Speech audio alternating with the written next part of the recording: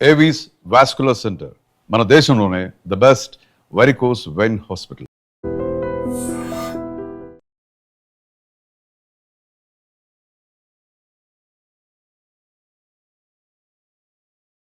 Sir నిన్న America supreme court ఈ birth day విషయంలో ఒక కీలకమైన తీర్పు ఇచ్చింది. ఇది నిజంగా అక్కడున్న భారతీయులకు ముఖ్యంగా విదేశాల్లో చాలామంది ఉన్నప్పటికీ కూడా భారతీయులు ఎక్కువ సంఖ్యలో ఉన్నారు. అసలు ఊరట కలిగించే అంశం ఇది. ట్రంప్‌కు ఓ రకంగా ఎదురు దెబ్బ. సో ఏంటి ఈ తీర్పును ఎలా అర్థం చేసుకోవాలి భారతీయులు? నిన్న ఆల్మోస్ట్ అర్ధరాత్రికి దగ్గరగా వచ్చినట్టు పరిస్థితుల్లో మన ఇండియన్ టైం ప్రకారంగా అమెరికా లోపల సుప్రీంకోర్టు జడ్జిమెంట్ ప్రకటించింది. ఇది ఇంతకుముందే ఫెడరల్ కోర్టు ట్రంప్కు వ్యతిరేకంగానే ఇచ్చింది. దాన్ని మళ్ళీ అప్పీల్ చేస్తే అప్పీల్కి వెళ్ళాడు. అవును. వెళ్తూ ఏం చేశాడు, ఆర్డినెన్స్ కూడా పాస్ చేసేసాడు. ఆర్డినెన్స్లో చాలా బలంగా ఏం చెప్పాడంటే, ఫాదరు మదరు ఇద్దరూ సిటిజన్షిప్ ఉండి పిల్లవాడు ఇక్కడ పుడితేనే వాడికి బర్త్ రైట్ సిటిజన్షిప్ ఉంటుంది, లేకపోతే సిటిజన్షిప్ ఉండదు అని డిక్లేర్ చేశాడు. అంటే 20 ఏళ్ళ నుంచి 40 ఏళ్ళ నుంచి 50 ఏళ్ళ నుంచి అమెరికాలో ఉండే పరిస్థితులు కూడా సిచ్యువేషన్ ఇది. రెండోది ఏంటి, పిల్లలు పుట్టారు అక్కడ, ఆ పిల్లలు పెరిగారు, వాడు పెళ్ళిళ్ళు చేసుకున్నారు, ఉద్యోగాలు చేస్తున్నారు. ఇవాళ వాడు సిటిజనే కాదంటే వాడు ఎక్కడికి వెళ్ళిపోవాలి? పోనీ వాడికి అక్కడ కాదు, ఎక్కడిస్తారు వాడికి? భారతదేశంలో వాడు పుట్టలేదు, భారతదేశంలో సిటిజన్షిప్ దొరకదు, అమెరికాలో సిటిజన్షిప్ లేదు, వాడు ఎయిర్పోర్ట్లో ఉండాలి. ఇక ఎయిర్పోర్ట్లోనే వాడి జీవితం అంతా కూడా అక్కడే జైల్లో ఉన్నట్టుగా ఉండిపోయి కాబట్టి అక్కడే జీవితం చాలించాలి, అంతే తప్ప ఇంకొక మార్గం లేదు. ఇంత ఘోరమైన అపరాధాన్ని కొడిగట్టాడు ట్రంప్. ఇది చాలా తప్పు, చాలా పాపం అని తెలుసు, చాలా తప్పని తెలుసు.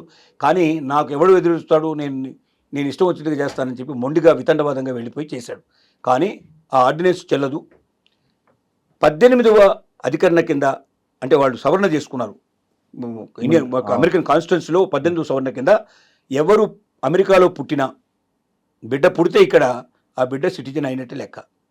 అంతేగాని వాళ్ళ తాదరున్నారా మదరకు ఉందా ఎవరికి ఉందా అని తెలియదు. అందుకే చాలామంది మెక్సికో నుంచి, చుట్టుపక్కల కెనడా నుంచి, పక్కన ఉండే దేశాల నుంచి విపరీతంగా చొరబాటులోకి వచ్చేసేసి ఇక్కడ బిడ్డల్ని కానీ కరెక్ట్గా ఆ టైంకి 9th మంత్ అవుతున్న టైం లోపల ఇంక డెలివరీకి ఒక 10 రోజులు 15 రోజులు 20 రోజులు ఉండగా చొరబాటులోకి వచ్చేసి ఇక్కడ బిడ్డలు కానీ వాళ్ళు చాలామంది ఉన్నారు. ఇంతకుముందు ఆ ట్రెండ్ బాగా, ఎందుకంటే ఒక్కసారి అక్కడ సిటిజన్ అయిన తర్వాత వాడికి అమ్మ అవసరం ఉంటుంది కాబట్టి అమ్మ ఆటోమేటిక్గా ప్రవేశిస్తుంది, అమ్మకు సాయం చేయడానికి నాన్న ప్రవేశిస్తాడు.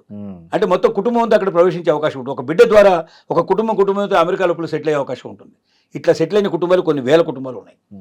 సో భారతదేశం వెళ్ళినట్టు వాళ్ళు చాలామంది ఇవాళ లక్షల మంది వెయిట్ చేస్తున్నారు, ఈ తీర్పు కోసం ఎదురు చూస్తున్నారు. ఎందుకంటే వాళ్ళు గుండెలు అరచేతులు పెట్టుకున్నారు. ఒకవేళ వీళ్ళకు వ్యతిరేకంగా ఒకవేళ ఈ తీర్పు వచ్చి ఉంటే నిన్న వీళ్ళందరూ కూడా అమెరికాను వదిలిపెట్టి పిల్లలతో సహా మొత్తం టోటల్గా బయటకు రావాల్సిన పరిస్థితి ఏర్పడేది. కాబట్టి నిన్న ఇచ్చిన తీర్పు లక్షల కుటుంబాలకు ఆనందాన్ని తెచ్చింది. ముఖ్యంగా భారతీయులకు చాలా ఎక్కువగా ఆనందాన్ని తీసుకొచ్చింది. ఎక్కువ మంది మన భారతీయులు వెళ్ళారు కాబట్టి. తర్వాత చైనా కూడా మనతో పాటుగా కొంత ఒక 2% 3% మనకన్నా ఎక్కువగానే ఉన్న పరిస్థితిలో ఉన్నది. ఈ మిగతా దేశాలన్నీ ఉన్నాయి. ఇది ఇప్పుడు ట్రంప్ ఏంటి, దీనికి వ్యతిరేకంగా వెళ్ళాలంటే ఏం చేయాలి? ఎగువ సభ దిగువ సభ లోపల మెజార్టీ నిరూపించుకోవాల్సి ఉంటుంది. అసలు ఇప్పుడు ట్రంప్కు మెజార్టీ లేదు.